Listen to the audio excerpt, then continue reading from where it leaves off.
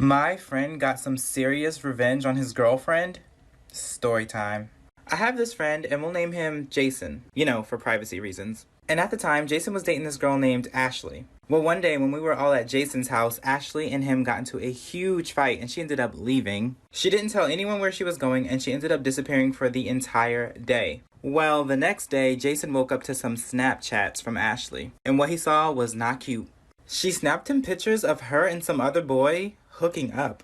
Who does that? So Jason calls me, I go over to his house and he tells me the entire story about what happened and what he saw. Then he asked me to go with him to her house so that way he can pick up his stuff. I had no idea what he was gonna do. So I said yeah, we went over there and she wasn't home, but he had a key to her door.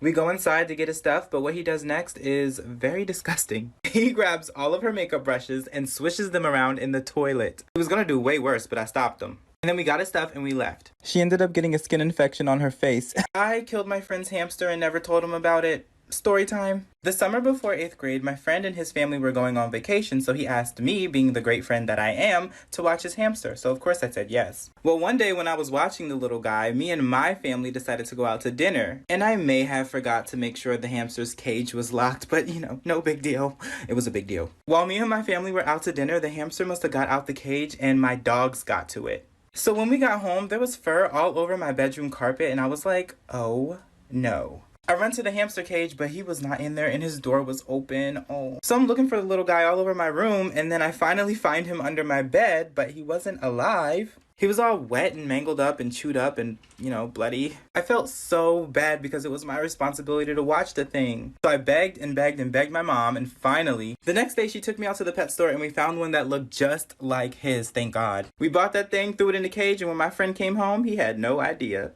I ran over my brother. Story time. Growing up, my brother was the worst. Like, he would do anything to ruin my fun. Like, anything. So one day I was playing outside and I was building an amusement park for the ants to play on because, they need to have fun too. And it was really cute. I made it out of dirt and sticks and leaves. I worked so hard on that thing. They had roller coasters and Ferris wheels and little restaurants to eat at. But they never got to enjoy it because my brother came over on his bike and ran over the amusement park. It was completely destroyed. And when I got upset about it, he laughed at me. So I decided I was gonna get some revenge.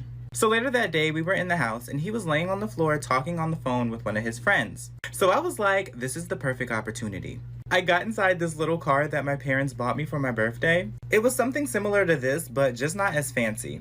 And I drove up to him and I was like, And he was like, what? And I was like, this is for the ants. And then I ran over his head. My friend almost went blind. Story time. When I was younger, I used to go with my friend and her family and they would take us to the lake. And the lake was super fun. It was super chill. The water was really nice. They only had one rule, and that rule was to not go fishing in the water. But of course people don't listen, so occasionally they would go fishing in the water. So one day while we were swimming in the lake minding our own business, we noticed that there was a group of people breaking the no fishing rule. But it wasn't really bothering us, so we just continued to swim around. Well, one of the boys decided that he was going to throw his fishing hook way out into the water where we were. And the hook lands right in between me and my friend. And when the boy realizes where his hook landed, he yanks it back. And when he yanks it back, it smacks my friend in the face. And the hook ends up snagging her super close to her eye, like right here. So her family had to cut the wire and take her to the hospital to get the hook removed. And then the doctor said if the hook would have been any closer to her eye, she would have been blinded.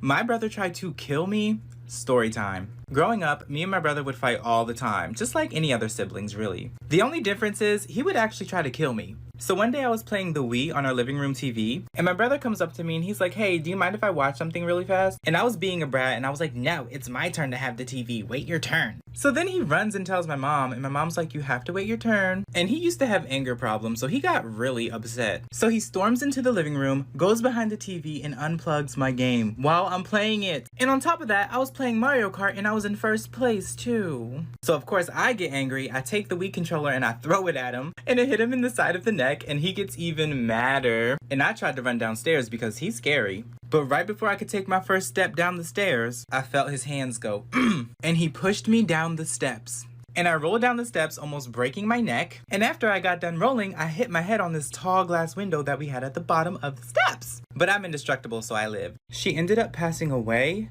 Story time. So when I was in high school, I used to babysit kids. Most of the kids were really good. There was a couple of bad eggs, but there was one kid in particular that was just really bad. And we're gonna name him Cody. So one day when I was watching Cody, he threw a tantrum so he can go to the park. And eventually I gave in and I decided to take him. So when we get there, he runs off into the park and starts playing with the other kids, and I sit on a bench with an older woman. And she looked like she was in her late 80s, and we ended up talking the whole time we were there. She was super sweet, and she gave me some really good advice, and I also found out her name was Miss Mary. She was like the grandmother you always wanted. So eventually Cody got done playing, and he came over and tossed his bag on the bench. But when he did, his bag hit Miss Mary in the leg. So I grabbed the bag and I tell Cody to apologize, but he didn't. He actually told her to drop dead and walked away. So I apologized, said goodbye, and I left the park with Cody. Later that day, I was scrolling through Facebook and a picture of Miss Mary popped up with the words, "You will be missed" at the bottom. She died of a heart attack after we left the park.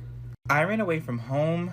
Story time. The beginning of 9th grade was extremely tough for me. I got bullied a whole lot, and mainly because I was different. And I was really struggling with my identity, and I had no idea who or what I wanted to be.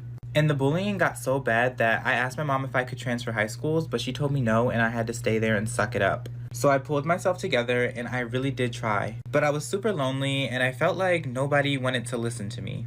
And then one day during gym, I changed out of my clothes and left my regular clothes in my gym locker. And then after class, I went back to my locker to change back into my regular clothes, but when I opened my locker, someone had cut up my clothes, my shirt, my pants, everything. So I had to wear my gym clothes for the rest of the day, and I got made fun of for it.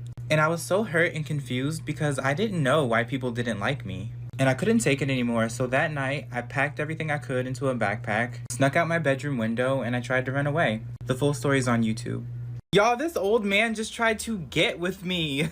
So I was just outside minding my own business. My dog was minding her own business, doing her business. And out the corner of my eye, I see this older man, probably in like his 70s, looking at me. So I turn to look at him, I smile, and I turn back and continue walking my dog. But as I'm walking away, I hear him go, excuse me, young man. So I turn around and I'm like, yes? And this old man says, "You look mighty good walking that dog, yes you do." And it's like, what the heck am I supposed to say to that? So I go, thank you, and I continue walking the dog. But then he opens up his mouth and says, "No, it's been a long time since I had somebody to walk my dog. You mind coming over and walking my dog?" And at this point, I'm really scared. And in my head, I'm like, will I go to jail if I let my dog attack this old man? Because he's kind of creepy and it's kind of like self-defense, kinda. But instead, I ignore him. I let my dog finish her business and I take her back inside. But as I'm walking back into my house, this old man is like, "I'll be back tomorrow to watch you walk that dog." What am I supposed to do? My brother's house is haunted. Story time. So some of you guys already know this, but I'm staying at my brother's house for a couple of months because of some family drama, but that's a story for another day. But anyways, I'm staying on the top floor by myself, and the only way to get up here is that staircase right there, and it just gives me the creeps. And I had no idea why until last night. So it's around 2 a.m. and I'm laying in my bed just scrolling through TikTok videos as I normally do. And I can hear footsteps coming up the stairs, so I was thinking, okay, my brother's coming up here, but why? I mean, there's literally nothing up here except for my bedroom, like the staircase, my bathroom, and then this is my entire bedroom. So what was he coming up here for? So I listen to the footsteps come all the way up the stairs and I hear them stop right here at the top of the staircase. So I look over and I see a tall, dark silhouette and I assumed it was my brother. So I was like, is everything okay? And then all of a sudden, the dark figure runs towards my bed and before it can get to me, it disintegrates into thin air. I cracked his head open. Story time. When I was in high school, I used to babysit kids, and as you know, sometimes kids can be a handful. Sometimes they don't listen, sometimes they throw tantrums, and sometimes they talk a lot. And unfortunately, I used to babysit my cousin, and he was one of those kids who liked to talk a lot. So one day when I was babysitting him, he was talking my ears off. And he was asking me all these questions like, why is the carpet that color? Why do you have blinds on your window? Why? And I was getting annoyed, so eventually I just shooed him away. And he left, but he only left for like 5 to 10 minutes. And he's like, I'm bored. I want to play a game with you. And I'm like, what game do you want to play? And he tells me that he wants to play Superman. And in this game, all I would do was pick him up and throw him onto the couch so he could feel like he was flying. So I started throwing him onto the couch. Well, the last time I threw him, his head hit the wooden frame on the couch. And when he got up, there was blood coming from the back of his head. There was a giant hole on the back of his head. Full story on YouTube. My best friend was toxic. Story time. Growing up, I had this best friend who we're gonna name Keisha. And since my mom died when I was a baby, Keisha's mom kind of stepped up and became a motherly figure to me. And even though I appreciated it, I don't think Keisha did. Because she would always make these rude comments like, she's not your real mom, or she doesn't love you as much as she loves me because I'm her actual daughter. And it really bothered me, but I chose to ignore it because I loved Keisha's mom like my own mom. So this one time on Mother's Day, I was at Keisha's house hanging out with her and her mom. And Keisha had this really bad attitude just because I was there. Her attitude was so bad that I didn't even want to be there. So eventually I asked if I could go home, but Keisha's mom said I didn't have to and not to let Keisha's attitude ruin our day. And when her mom said that, it really set her off. And she said something that I would never forgive her for. Keisha turns to me and opens up her disgusting mouth to say, "Your mother is dead. You should be spending Mother's Day at a cemetery."